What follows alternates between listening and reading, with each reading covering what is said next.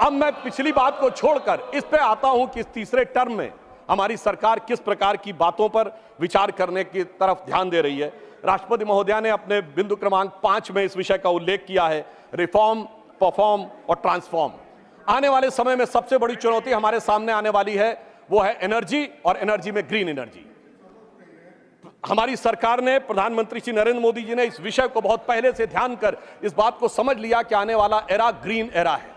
और याद करिए कि हमारी सरकार ने आने के बाद सबसे पहले क्या किया था, एलईडी बल्ब देने शुरू किए थे। अब तक 37 करोड़ एलईडी बल्ब डिस्ट्रीब्यूट किए जा चुके हैं, जो अमेरिका की कुल आबादी से अधिक है। उस समय हमारा अधिकतम पावर कंजम्पशन 50% से अधिक कोयले से होता था। अगर हम विकसित राष्ट्र बनना चाहते थे और केवल कोयले से कंजम्पशन करते तो भारी मात्रा में कार्बन डिपोजिशन होता। ग्रीन एनर्जी का टारगेट जो हमारी सरकार ने रखा, प्रधानमंत्री जी के नेतृत्व में यह टारगेट रखा गया कि 2030 तक भारत की इंस्टॉल्ड कैपेसिटी पावर जनरेशन का 40% क्लीन एनर्जी से होगा। और हमेशा सरकारों में देर में होता है कार्य, मगर महोदय मैं बताना चाहता हूं, पहली बार भारत के इतिहास में वो 40% install capacity by clean energy का टारगेट 8 साल पहले 2022 में अचीव कर लिया गया। और अब 2030 के लिए रिवाइज टारगेट 50% क्लीन एनर्जी का हो गया है।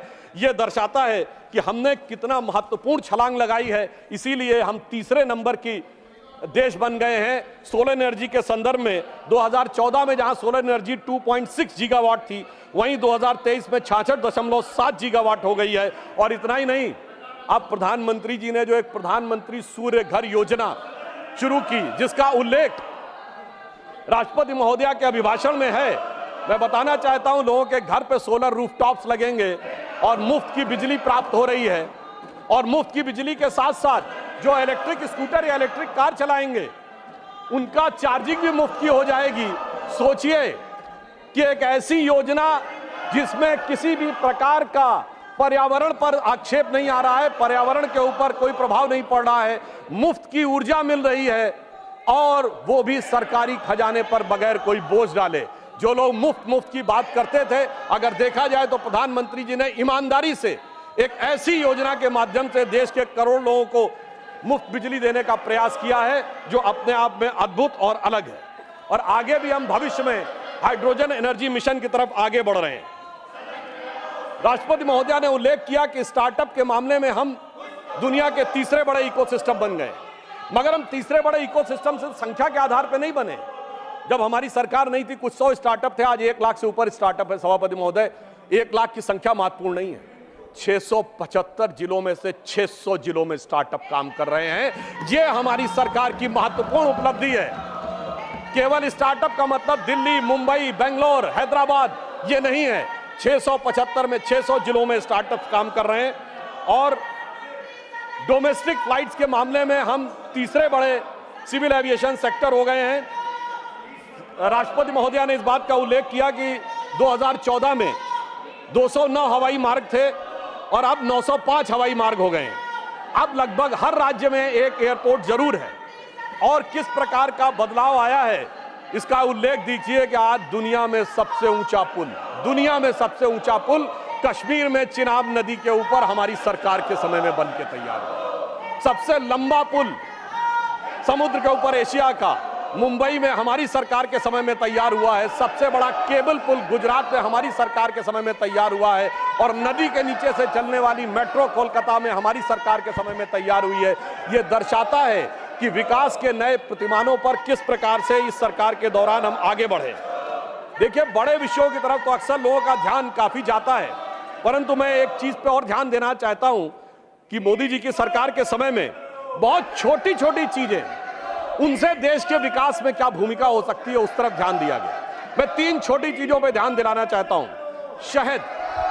शहद हम सब बहुत सामान्य रूप से यूज करते हैं, हनी।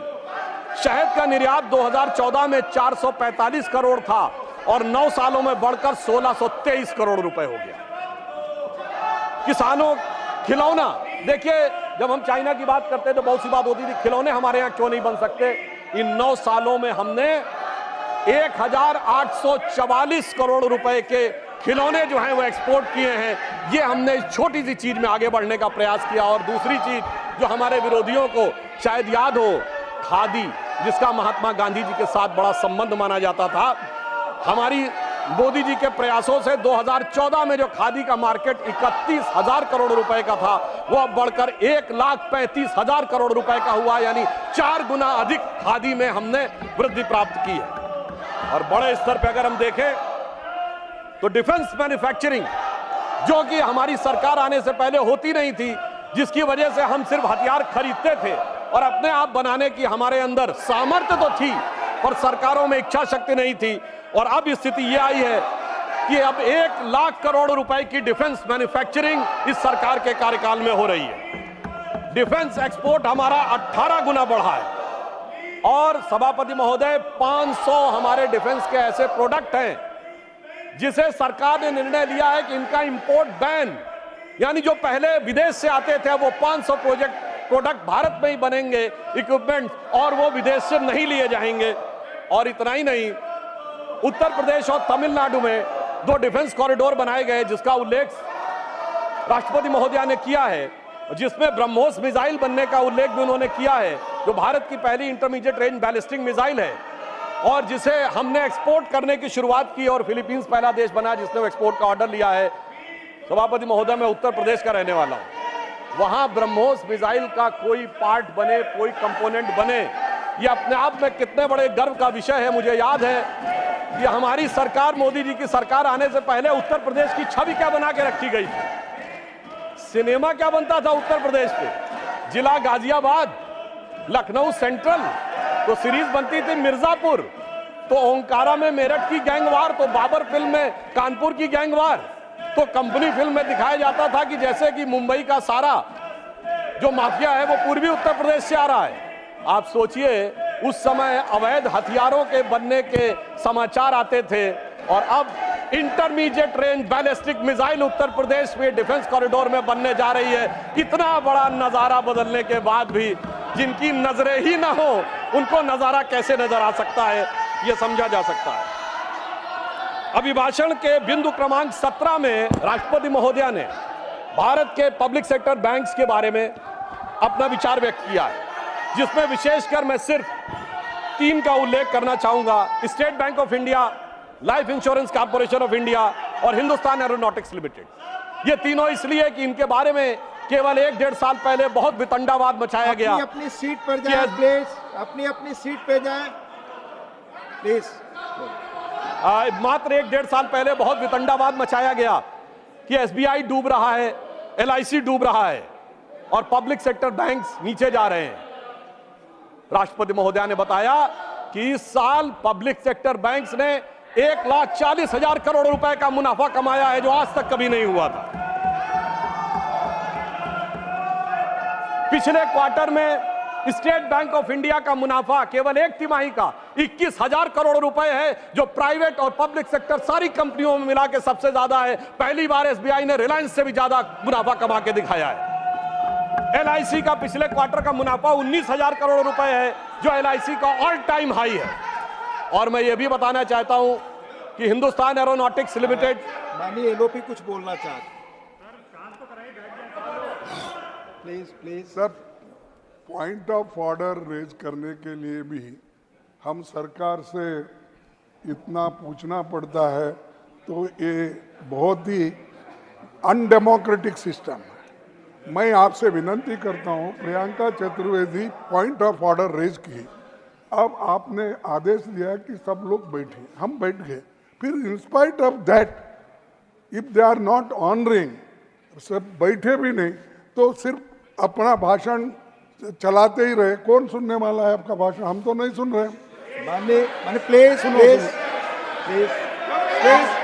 आप प्लीज माननीय देखिए सर, देखिए सर, आप मैंने आग्रह किया सभी लोग अपनी सीट पर जाएं। जब तक नहीं गए थे आपने कहा मैं मौका दूं। प्लीज माननीय लोगों को बोलने दो। पॉइंट ऑफ रेजर किए हैं, आप बैठे। पॉइंट ऑफ ऑर्डर जो भी है, जब बाहर लोग थे, यू अलाउ देम, मैंने कहा allow he has to yield. हां, I will allow, he has to yield. नहीं, पॉइंट ऑफ ऑर्डर उठाना चाहती है प्रियंका जी, आप सहमत हैं? Point of order Priyanka ji, point of order आप तय करिए। Point of order. हाँ Priyanka ji, chairman, sir, right now. Please Sir, why should he? किस नियम के तहत कौन सा? Sir, मैं बिल्कुल आपको नियम भी बताऊंगी, sir, and I'm also a member of parliament, and I have been given this right, sir, to raise a point of order. Yes, yes. It is unfair that I have been screaming non-stop, and the members of opposition have been asking you to Please, yield. please, Sir, put your point of order. point number 259. Sir, point 259. number 259. Yes. Chairman to preserve order and enforce decisions. The chairman shall preserve order and shall have all powers necessary for the purpose of enforcing his decisions.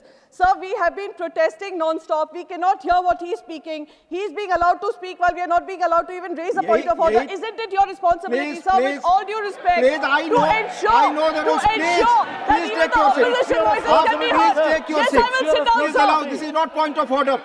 This is not point of order. Please. आप बोले. आप बोले.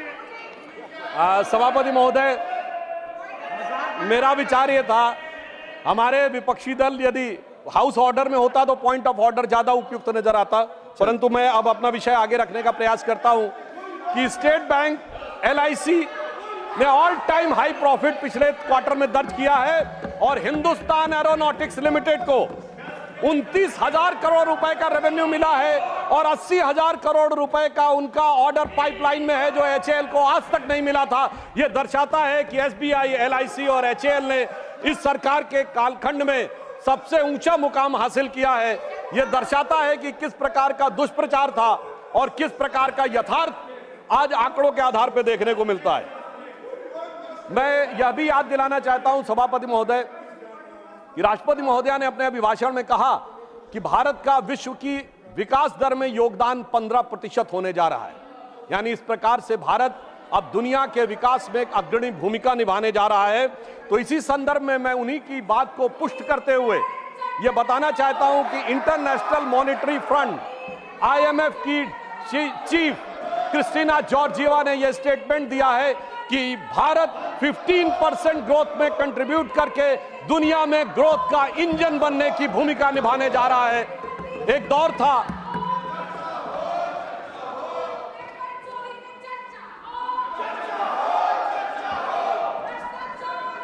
था जब हम IMF जैसे संगठनों से चैरिटी एक्सपेक्ट करते थे, हम उनके सामने याचक बन के खड़े होते थे और आज IMF की चीफ ये कह रही है कि भारत विश्व अर्थव्यवस्था के विकास में याचक नहीं उसका संचालक बन के खड़ा हुआ है। यह बात राष्ट्रपति महोदय के उस बात से बहुत स्पष्ट होती है। और इतना ही नहीं, हमारी सरकार ने अपने समय में जिस प्रकार की सूचना क्रांति और डिजिटल रिवॉल्यूशन लाया है, जिसने कि देश के अंदर ट्रांसपेरेंसी और त्वरित एंड माइल डिलीवरी को इंश्योर किया है। आगे मैं आपका ध्यान सभापति महोदय आकृष्ट करना चाहूंगा कि राष्ट्रपति महोदया ने अपने अभिभाषण के बिंदु क्रमांक 28 पर नालंदा विश्वविद्यालय की पुनर्स्थापना के संदर्भ में यह कहा कि यह भारत की सांस्कृतिक चेतना की पुनर्स्थापना का प्रतीक था। नालंदा सिर्फ भारत में ज्ञान का प्रतीक नहीं था, उस ज्ञान के प्रतीक को जिस ढंग से ध्वस्त किया गया, उस ज्ञान के प्रतीक को जिस ढंग से नष्ट किया गया, ये भारत की सांस्कृतिक चेतना की वो जीवनी शक्ति का प्रतीक था कि हमारी सरकार ने उसको जिस ढंग से स्थापित किया है वो कितना गहरा घाव था भारत के ऊपर। इसको मैं कोट करना चाहता हूं बाबा साहब अंबेडकर के शब्दों में। बाबा साहब अंबेडकर ने अपनी किताब जो उनकी writings and speeches of Baba Saheb Ambedkar published by Maharashtra government in 1987, then republished by central government in January 2014, इन्हीं की सरकार में ministry of social justice and empowerment के द्वारा उनमें डिक्लाइन ऑफ बुद्धिज्म में उन्होंने लिखा है, मैं कोट कर रहा हूं उनके उस आर्टिकल से, how the Buddhist perished by the sword of Muslim invaders has been recorded by the Muslim historians themselves, summarising the evidence relating to the slaughter of Buddhist monks by the Muslim generals in the course of their invasion in Bihar in 1197 AD। और आगे उन्होंने Vincent Smith को coat किया है कि नालंदा विश्वविद्यालय के एक एक भिक्षु को पकड़कर किस प्रकार से मार दिया गया, कुछ लोग अपनी जान बचाकर नेपाल और तिब्बत चले गए। मगर महोदय, प्रधानमंत्री जी ने कहा कि आप पुस्तकों को जला सकते हो, आप इमारतों को जला सकते हो, पर भारत की ज्ञान और संस्कृति की परंपरा को नहीं जला सकते हो। और इसलिए हमारी सरकार ने जो नालंदा का पुनर्स्थापना करने का प्रयास किया है, वो भारत की ज्ञान परंपरा को पुनर्स्थापित करने का। मगर सभापति महोदय, जब भारत की सांस्कृतिक चेतना की बात आती है तो निश्चित रूप से हमारे मन में नालंदा, बोधगया और उसी के साथ साथ भव्य श्री राम मंदिर का विषय भी आता है। परंतु इस बार बड़ी मजेदार बात है कि अयोध्या की लोकसभा सीट पर हमें वांछित सफलता नहीं मिली और उसको लेकर इनके चेहरों के ऊपर जो चमक दिखाई पड़ती है, ये अपने आप में राजनीतिक विश्लेषकों के लिए एक फूड फॉर थॉट है। क्योंकि इस प्रकार का एक वातावरण इस देश में बनाया गया कि एक वर्ग के लिए all eyes should be on Rafah, चाहे किसी को पता हो रफा है क्या, कहां है ये ना पता हो, पर दूसरे के लिए all eyes should not be on Ayodhya. परंतु मैं ये भी बताना चाहता हूं सभापति महोदय, ये लोग समझ नहीं पाए। अयोध्या में जब हमें वांछित सफलता नहीं मिली तो हमारे विरोधी बता क्या रहे हैं? देखिए साहब, आप अयोध्या हार गए, बस्ती हार गए, प्रयागराज हार गए, चित्रकूट हार गए, नासिक, रामटेक और रामेश्वरम, यानी भगवान राम से जुड़े सारे स्थलों के बारे में बता रहे हैं कि यहां भारतीय जनता पार्टी को वास्तविक, जैसे कई तो ऐसी सीटें थी, रामेश्वरम कभी नहीं जीते थे। परंतु महोदय मैं कह रहा हूं, ये समझ नहीं पाए प्रभु की लीला क्या है। जो लोग ये कहते थे कि राम हुए नहीं, इसका सबूत दो, वो उत्तर से दक्षिण तक राम से जुड़े स्थानों का सबूत दे रहे हैं कि अयोध्या भी राम से जुड़ी थी, बस्ती भी जुड़ी थी, प्रयागराज भी था, रामटेक भी था, रामेश्वरम भी था। अरे आपको लगता है कि भगवान हमको हरवाने के लिए आए थे? नहीं, आपको अपना अस्तित्व मनवाने के लिए आए थे। और मैं ये भी बताना चाहता हूं महोदय, रामचरितमानस और रामायण में भी उल्लेख है कि एक बार नागपाश भगवान राम को भी लगा था और नागपाश लगने के कारण एक मूर्छा आ गई थी और तब राम विरोधी दल में बड़ी खुशियां छा गई थी। मगर वो प्रभु की लीला का हिस्सा था, सिर्फ हनुमान जी को अपनी शक्ति याद दिलाने के लिए। और ऐसा पहली बार नहीं हो रहा है, ऐसा पहली बार नहीं हो रहा है सभापति महोदय। आज से 30 साल पहले मुझे याद है उत्तर प्रदेश में जब समाजवादी पार्टी और कांग्रेस सबने मिलकर सरकार बनाई थी, सपा बसपा और कांग्रेस आई ने मिलकर, तब एक नारा लगा था कि मिले मुलायम काशी राम, हवा में उड़ गए जय श्री राम। मगर हम तब भी नहीं डिगे थे और जो हवा में उड़ाने की बात कर रहे थे, 3 साल में हमने केंद्र में सरकार बना के दिखा दी थी और उत्तर प्रदेश में भी सरकार बनी थी। अरे अब तो इतना अंतर आया है, तब आप हवा में उड़ाने की बात कर रहे हैं, अब आप एक एक स्थान को बता रहे हैं। आप निश्चित रहिए, जिसे एक हम लोग जो प्रसिद्ध भजन सुनते थे उसमें यह कहा गया है, जो हनुमान जी का प्रसिद्ध भजन है कि रावण युद्ध अजान कियो तब नाग की फांस सबे सिर डारो। परंतु चिंता मत करिए, वो शक्ति पुनः जागृत हो रही है और वो जागृत होकर हमें पुनः वहां तक पहुंचाने का प्रयास रखेगी। और एक मैं गंभीर बात करना चाहता हूं, श्री राम का विषय हमारे लिए हार जीत का विषय नहीं है। हम 2 सीटों की पार्टी थे, तब भी उतनी श्रद्धा और निष्ठा के साथ खड़े थे। हम 86 सीट पे भी वैसे ही खड़े थे, 120 पे वैसे ही खड़े थे, 182 पे वैसे ही खड़े थे, 282 पे वैसे ही खड़े थे, 303 पर वैसे ही खड़े और 240 पर भी वैसे ही खड़े हुए हैं। आपके लिए चुनावी हार जीत का विषय होगा, हमारे लिए चुनावी हार जीत का विषय नहीं है। परंतु हमें लगता है कि भारतीय समाज में भी कुछ लोगों के मन में अभी भी इसको लेकर हो सकता हमारी तपस्या में कोई कमी रही हो। तो मैं ये कहना चाहूंगा भारत के सभी लोगों से, अटल बिहारी वाजपेयी जी की कविता की वह प्रसिद्ध पंक्ति जो उनकी कविता थी, आओ मिलकर दिया जलाएं, तो मैं इसके लिए कहना चाहूंगा कि अभी हमारा यह प्रयास बाकी है। तो एक पंक्ति उनकी मैं कोट करना चाहता हूं जो आज की परिस्थितियों में बहुत समीचीन लगती है कि आहुति बाकी यज्ञ अधूरा, आहुति बाकी यज्ञ अधूरा, अपनों के विघ्नों ने घेरा, अंतिम जय का वज्र बनाने नवदधीच हड्डियां गलाएं, आओ मिलकर दिया जलाएं। अब सभापति महोदय, राष्ट्रपति के अभिभाषण और शपथ में हमारे विरोधियों ने बहुत बार संविधान का विषय बहुत उठाया और राष्ट्रपति महोदया ने अपने अभिभाषण के बिंदु क्रमांक 28 पर संविधान और संविधान से जुड़े विषयों के बारे में बात कही। मगर महत्वपूर्ण बात यह है सभापति महोदय कि संविधान इस देश के लिए कितना महत्वपूर्ण है और इन लोगों ने अपने समय में संविधान में क्या किया और किस भावना से प्रेरित किया, मैं 3 उदाहरणों के कंपैरिजन से बताना चाहता हूं। सभापति महोदय, सितंबर 1934 में नाजी पार्टी का न्यूरमबर्ग में कन्वेंशन हुआ, जिसमें नाजियों की बड़ी प्रसिद्ध film Triumph of the will का मंचन हुआ, और उस मंचन के बाद हिटलर के राइट हैंड आदमी रुडोल्फ हेस ने नारा लगवाया था, Hitler is Germany and Germany is Hitler. और ठीक वही नारा 1976 में कांग्रेस के देवकांत बरुआ, जो राष्ट्रीय अध्यक्ष थे, उन्होंने लगाया, India is Indira and Indira is India. यानी सोचिए कि ये किन विचारों से प्रेरित थे।